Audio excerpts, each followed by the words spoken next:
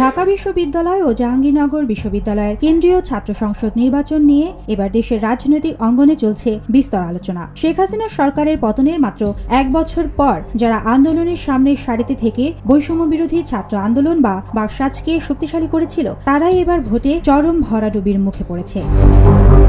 শুধু বাকশালই নয়, ছাত্রদল, ছাত্র ইউনিয়ন কিংবা অন্যান্য বাম সংগঠনও প্রত্যাশার তুলনায় খুবই হতাশাজনক ফল পেয়েছে। অথচ গণঅভ্যুত্থানের পর থেকে ক্যাম্পাস রাজনীতির মূল দাবিই ছিল ছাত্র সংসদ নির্বাচন এবং এই দাবির নেতৃত্ব দিয়েছিল বৈষম্য বিরোধীরা। তাই তাদের প্রতি অনেকের প্রত্যাশা ছিল অনেক বেশি।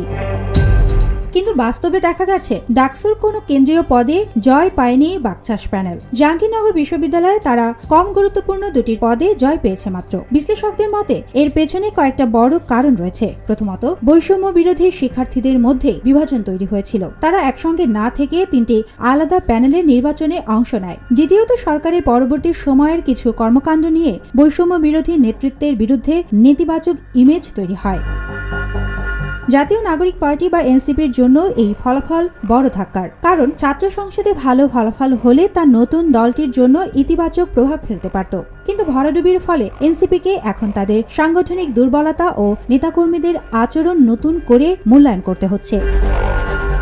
অন্যদিকে ছাত্র দলের ক্ষেত্রেও একই চিত্র। তারা প্রচারণায় সরব থাকলেও ভোটের মাঠে কার্যত ব্যর্থ হয়েছে। এমনকি জাহাঙ্গীরনগরে নির্বাচন বর্জন করেছে অনিয়মের অভিযোগ তুলে। তবে বিশ্লেষকরা বলছেন, ছাত্র দলের বিরুদ্ধে শিক্ষার্থীদের মধ্যে দীর্ঘদিনের আশঙ্কা ছিল তারা আবারও পুরনো ধাঁচের রাজনীতি ফিরিয়ে আনতে পারে। সেই আশঙ্কায় তাদের ভোটে প্রভাব ফেলেছে।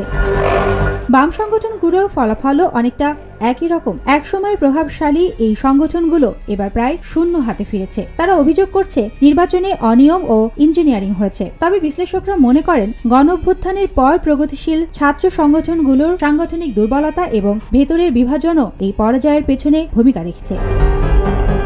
সব মিলিয়ে বলা যায়, শেখ হাসিনা সরকারের পতনের এক বছর পর এই দুটি বিশ্ববিদ্যালয়ের ছাত্র সংসদ নির্বাচন প্রমাণ করেছে কেবল রাজনৈতিক জনপ্রিয়তা বা প্রত্যাশা দিয়েই রাজনীতি টিকে থাকে না। সাংগঠনিক শক্তি, ঐক্য আর বিশ্বাসযোগ্য নেতৃত্ব ছাড়া ভোটের মাঠে সফলতা পাওয়া যায় না। সুবর্ণা মেইজাবিন, দেশকাল নিউজ।